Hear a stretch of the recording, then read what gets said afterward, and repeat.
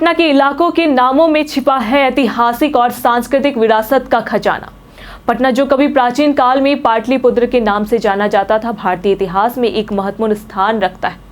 इस ऐतिहासिक शहर की हर मोहल्ले, गली और सड़क का नाम किसी न किसी ऐतिहासिक घटना, व्यक्ति, सांस्कृतिक या भूगोल से जुड़ा हुआ है। इन नामों के पीछे की कहानियां न केवल रोचक है, बल्कि वे पटना की विविधता, विकास और ऐतिहासिक यात्रा को भी दर्शाती है।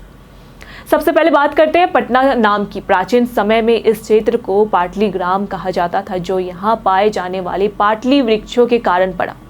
जब यह क्षेत्र एक नगर के रूप में विकसित हुआ तो इसका नाम पाटलिपुत्र रखा गया। बाद में मुगल सम्राट औरंगजेब ने अपने पोते अजीम के सम्मान में इस शहर का नाम अजीमाबाद कर दिया। हालांकि कालांतर में यह नाम पटना के रूप में फिर से लोकप्रिय हो गया, जो बंदरगाह शब्द से निकला है, क्योंकि यहाँ से गंगा नदी के माध्यम से व्यापार होता था। बोरिंग रोड का नाम ब्रिटिश काल में यहाँ हुई पहली जल बोरिंग के कारण पड़ा। 1839 में कैप्टन जेपी बोरिंग ने यहाँ पहली बोरिंग करवाई थी और इसके बाद इस क्षेत्र को बोरिंग रोड कहा जाने लगा। आज यह पटना का एक प्रमुख व्यावसायिक और आवासीय इलाका है।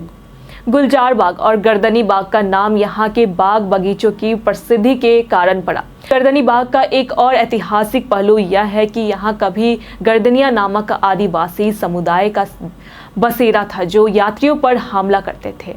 छज्जू बाग का नाम छज्जू माली नामक व्यक्ति के नाम पर पड़ा, जो इस क्षेत्र के बागों की देखभाल करते थे और जिनका मकबरा आज भी वहां मौजूद है। माल सलामी और नगला मोहल्ला व्यापार और नगर निर्माण से जुड़े हैं। माल सलामी वह स्थान था जहां व्यापारियों से माल पर टैक्स सलामी लिया जाता था, जबकि नगला मोहल्ला का नाम नगरम शब्द से बना, जिसे अजात शत्रु ने बसाया था। बड़ी और छोटी पहाड़ी, भिकना पहाड़ी, मखनिया कुआं, त्रिपोलिया जैसे नाम बौद्ध काल और मौर्य काल के प्रभाव को दर्शाते हैं। ये क्षेत्र कभी बुद्ध भिक्षुओं के आश्रमों, स्तूपों और जल स्रोतों के लिए प्रसिद्ध थे। खजांची रोड का नाम उन धनी व्यापारियों के नाम पर पड़ा जो सरकार को ब्याज पर कर देते थे।